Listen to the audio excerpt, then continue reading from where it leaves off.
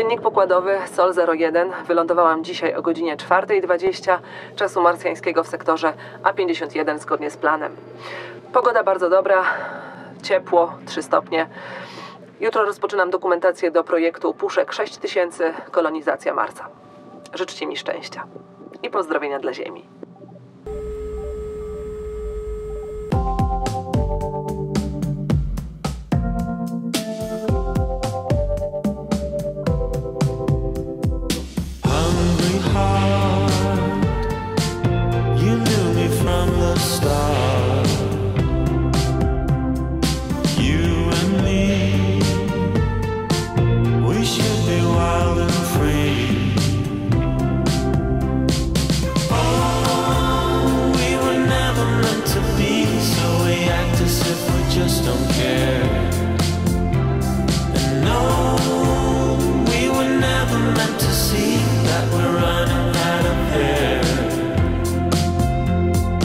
Cześć, witam Was z Marsa. 50 lat temu powstał taki głośny film z Mattem Damonem, Marsjanin, gdzie koleś przez dłuższy czas mieszka sobie na Marsie. W rzeczywistości nie byłoby to możliwe z kilku różnych powodów, o których zaraz powiem, nawet gdyby miał dostęp do żywności i wody pitnej. Życie na Marsie jest niemożliwe w tej chwili, a przynajmniej bardzo mało prawdopodobne. Tak w 100% nie możemy go wykluczyć, dlatego że na przykład jest taki dowód w postaci tego, że o określonych porach roku w niektórych miejscach na Marsie, tam gdzie temperatura wówczas się podnosi, wydzielany jest metan. Wydzielany przez coś lub przez kogoś, być może jakieś ekstremofile, które żyją na przykład pod powierzchnią Marsa. Ale nie wiemy tego. Wielu badaczy uważa, że jeśli gatunek ludzki ma przeżyć, poważnie powinniśmy rozejrzeć się za nowym domem.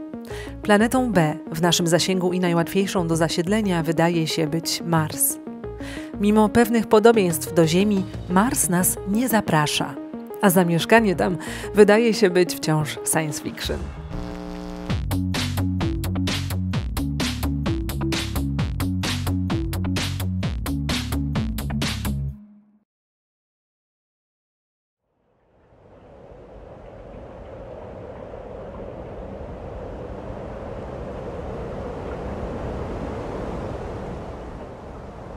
Średnia temperatura na Marsie to minus 63 stopnie. Atmosfera jest bardzo rozrzedzona. Oprócz tego, że nie możemy tam oddychać, nie moglibyśmy też przeżyć bez zestawów ciśnieniowych. No i grawitacja. Choć po Marsie można skakać w slow motion i 100-kilowy człowiek będzie ważyć tam zaledwie 40 kg, nie znamy wpływu tak niskiego poziomu grawitacji na organizm człowieka.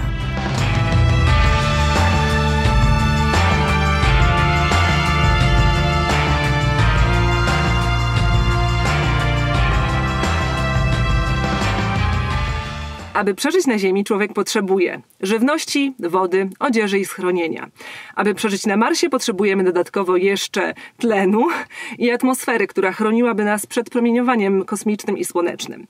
Jeśli chodzi o wodę, woda na Marsie jest, z tego co wiemy. Jeśli chodzi o żywność, jest to podobno najmniejszy problem, dlatego że regolit marsjański nadaje się pod uprawę. Wiemy to stąd, że przeprowadziliśmy, my jako ludzkość na Ziemi, testy i na podobnym podłożu udało nam się wyhodować ziemniaki, pomidory, groszek czy zboże.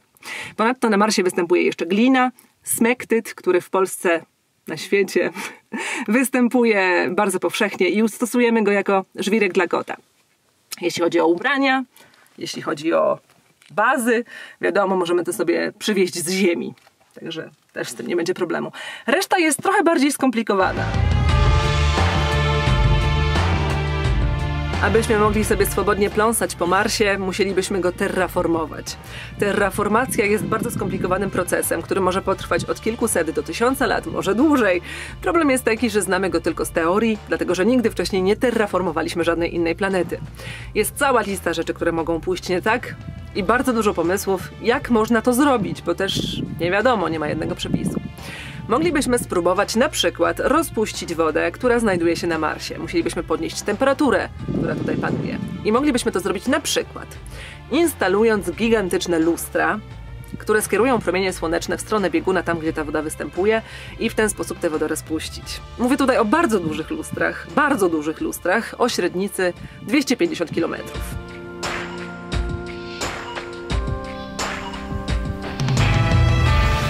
Innym sposobem dyskutowanym przez naukowców jest znalezienie w pasie planetoid odpowiednio dużej skały, która zawiera NH3, czyli amoniak. Wzięcie jej sobie, skierowanie w stronę Marsa i spektakularne rozbicie jej o jego powierzchnię. Amoniak zostałby ostatecznie rozłożony przez Słońce na wodór i azot i moglibyśmy dzięki temu podnieść temperaturę na Marsie o 3 stopnie. Prawdopodobnie. Innym scenariuszem jest to, że moglibyśmy wywołać nuklearną zimę lub uwolnić zbyt dużo amoniaku do atmosfery, co byłoby gorsze niż to, że w tej chwili jest zbyt dużo dwutlenku węgla. Z rzeczy, na których się znamy my jako ludzkość, moglibyśmy na przykład spróbować stworzyć na Marsie efekt cieplarniany. Ale nie będziemy tutaj przecież produkować lodówek czy klimatyzatorów. Moglibyśmy stworzyć na przykład mikroby, które mogłyby żywić się minerałami i wydalać PFC. Studentka MIT Margarita Marinowa wpadła na ciekawy pomysł ocieplania atmosfer planet z użyciem związków chemicznych zwanych polifluorowęglowodorami. Te miałyby zainicjować efekt cieplarniany. PFC mają kilka zalet. Po pierwsze, to swego rodzaju gazy cieplarniane na sterydach. Już niewielka ich ilość wywołuje silne ogrzewanie. Po drugie, związki te są dość długowieczne. Na Ziemi sprawia to nam nie lada problem, ale na takim Marsie byłoby bardzo pożądane. Mogłyby one przez długi czas powodować ogrzewanie się marsjańskiej atmosfery. Po trzecie, PFC nie oddziałują toksycznie na żywe organizmy, więc nie zaszkodziłyby przyszłym kolonizatorom ani ich uprawom. Jest jeszcze jeden ciekawy aspekt. W przeciwieństwie do podobnych do nich w działaniu chlorofluorowęglowodorów, PFC nie niszczą warstwy ozonowej, a ta potrzebna jest, aby chronić kolonizatorów przed zgubnym promieniowaniem UV wysyłanym przez Słońce. Ale same PFC tutaj nie wystarczą. Problem z terraformacją, jaki mielibyśmy na Marsie, jest taki, że nawet gdybyśmy stworzyli nadające się do oddychania powietrze, barierę ochronną w postaci atmosfery, która chroniłaby nas przed promieniowaniem, byłby to efekt tymczasowy. Musielibyśmy stale pracować nad tym, aby te warunki utrzymać, dlatego że pole grawitacyjne Marsa nie jest tak silne jak na Ziemi. Mówiąc prościej, nawet jeśli podniesiemy temperaturę na Marsie, jeśli korytarzami pradawnych rzek znów popłynie woda, posadzimy tam rośliny, które będą mogły się namnażać, te zaczną wytwarzać tlen, którym będziemy mogli oddychać, to tlen nie jest gazem cieplarnianym i nieuchronnie będzie powodował obniżenie temperatury. Z kolei cienka atmosfera i pole grawitacyjne Marsa sprawiać będą, że gazy cieplarniane będą ulegać zniszczeniu. Tak jak na Ziemi uzdatniamy na przykład wodę, tak na Marsie trzeba będzie stworzyć infrastrukturę, która będzie musiała utrzymać odpowiednio gęstą i zdatną do oddychania atmosferę. Zależności zachodzące pomiędzy poszczególnymi procesami na Marsie mogą być korzystne, ale też szalenie nieprzewidywalne.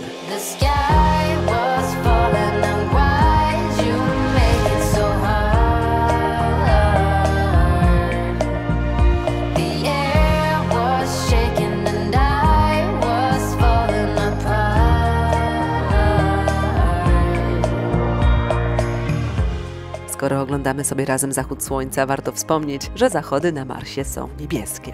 Podczas zachodu światło ma dłuższy dystans do przemierzenia w atmosferze, a ta obecna na Marsie pochłania fale tej długości, które widzimy jako czerwone, a przepuszcza niebieskie.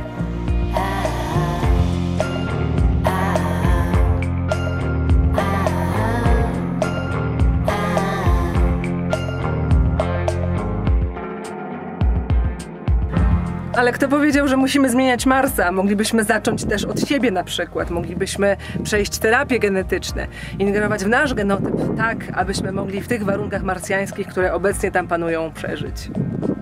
A to jest zupełnie inny temat.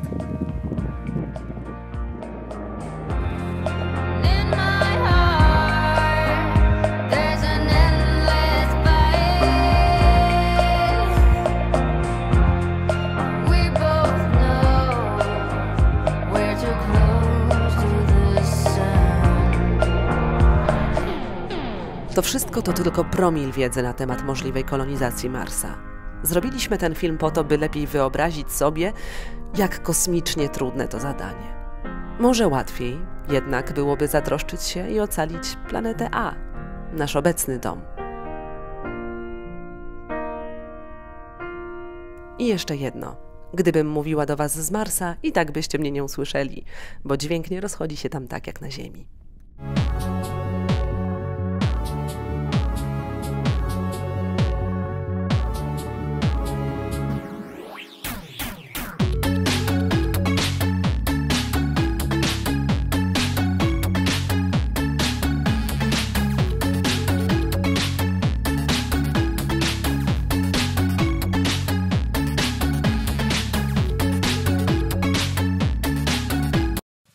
Już.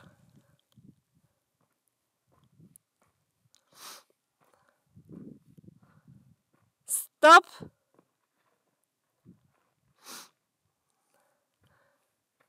No, skocz.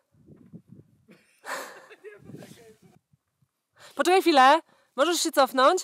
Czy umiesz się wychylić trochę, bo te ludziki wszystkie one są takie wychylone jakby.